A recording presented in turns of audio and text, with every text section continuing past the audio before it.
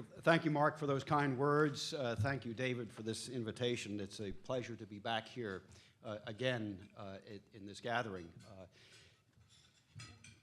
Benghazi was a night of heroes, of heroism, and it was a night of cowardice. The heroes were the Navy SEALs, former Navy SEALs, Ty Woods, Glenn Doherty, who put their lives on the line to save their fellow Americans that night. Those who acted with cowardice did so far away from Benghazi, in Washington, D.C., failing to live up, in my opinion, to their legal, moral, and also political responsibilities. The two people in Washington who I believe have the greatest responsibility for what happened that night are, of course, the President of the United States, who was simply absent without leave, and the Secretary of State, Hillary Clinton, who was, on the contrary, very present, very active, very engaged, and very wrong.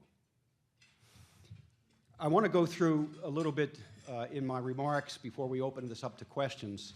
I want to tell you a bit in detail the story of what actually happened that night of September 11th, because so many facts have gotten obscured by the media and mistold, misrepresented by certain people in Congress.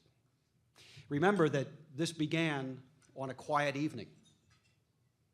Nothing was going on outside the U.S. diplomatic compound in Benghazi.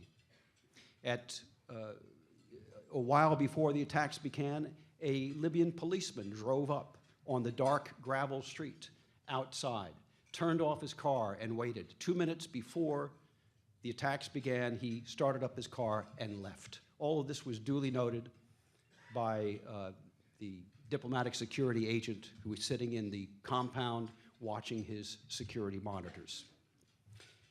At 9:42, out of the darkness, surged approximately 20, perhaps 30 armed men with a plan.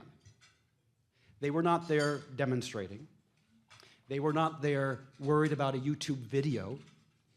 They had come there for murder. And they knew exactly who they were going to murder, and they knew exactly where they would find him because they had inside information.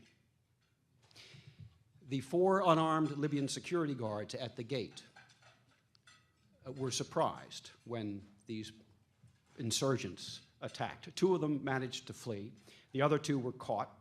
One was shot in the leg and forced to open the gate. At that moment, the alert was sounded by Alec Henderson, the regional security officer, in front of those monitors, 9:42 p.m. local time. He sounded the alert. It went out over loudspeakers all across the compound. Everybody could hear it. It said, "Attack, attack." And simultaneously, the alert was sounded a mile away in the CIA annex where Ty Woods and other CIA contractors who were former Navy SEALs were waiting. Now, when Ty heard the alert go off, he gathered 5 other former special operations guys. They got their weapons together, started loading them into 2 Mercedes G-Wagons, and then went to see the CIA chief of base and said, "Hey, we gotta go rescue these guys. They're under attack."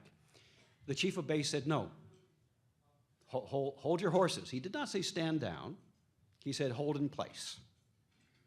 Hold your horses, hold in place. We need to get some serious firepower to help you go rescue these guys." So let me give a call to the 17th February Martyrs Brigade, who is on contract with us, or at least they're supposed to be on contract with us to do security there, and get some 50 caliber gun trucks. So Ty said, okay, we'll wait a couple of minutes. Meanwhile, the jihadis have stormed inside.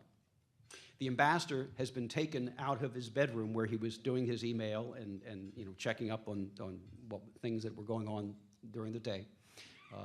And he was taken with Sean Smith and herded into the so-called safe haven, which was a closet back in the residential area of the main villa that was protected by iron bars like a cage in a zoo, open iron bars. It was not a solid door, it was open iron bars, okay? And he was taken and they were put into the closet with nothing. They left everything behind. Computers, secure computers, classified computers, all of that was left behind, and they were put into the closet with one diplomatic security officer. All right. 10 minutes or so goes by, Ty goes back to the chief of base and says, hey, boss, we got to go. We got to go. These guys are under attack. It's just getting worse. They were getting reports coming from Alec Henderson and the command center saying that there were more jihadis coming in, and they were heading to the residential villa, you know, the villa where the ambassador was hiding under their the plan that they had for what they would do if the compound came under attack, the so-called REACT plan. And again, the chief of base said, no, hold in place. We have to get more firepower. Another 10 minutes goes by. By this point, they've actually managed to get to the compound, to the villa where the ambassador is, using silent military hand signals. This was a coordinated military attack. And now they found the cans of diesel fuel, and were starting to douse the furniture in the main living area. And Ty goes again to his chief of base and says, Chief, we got to go. We've got to go. They're starting a fire. They're seeing smoke. And the base says, no, hold your horses. We have to get some more firepower.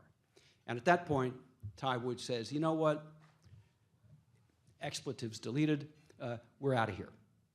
And he gets his guys together in those two Mercedes G-Wagons, and they go the 1 mile, which normally is 5 minutes, to the diplomatic compound. The first thing that I conclude from this piece of the narrative is everybody could have been saved that night. Nobody had to die. No Americans had to die that night if the CIA chief of base had listened to his people on the ground and our forces who were there with the military capabilities to respond had been allowed to respond and go there. They could have saved him. Ty Woods wanted to save him, and he was told, don't go. Eventually, he disobeyed that order. And by the time he got there, a normal 5-minute drive, it took him 20 minutes because he was held up by, guess who? The 17th February Martyrs Brigade, supposedly helping us with security, but in fact in league with the attackers. And they stopped him at a roadblock for about 10 minutes. Tried to offer him tea. He said, tea, you know where you can put your tea. And eventually they split up into two groups. One group got into the diplomatic compound from the front. Another group went around from the rear. They had to fight their way in. By the time they made it to Villa C, which was the residential compound, it was about 10:30. I believe the ambassador was already dead. The flames were hot, intense. When they got to the roof, there was the one diplomatic security agent, David Ubben, who had managed to escape. He was up there.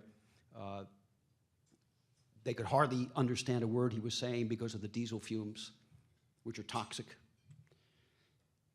And he was communicating to them that he had tried and tried and tried to find the ambassador in those roiling, noxious black fumes inside, and to find Sean Smith, and he couldn't.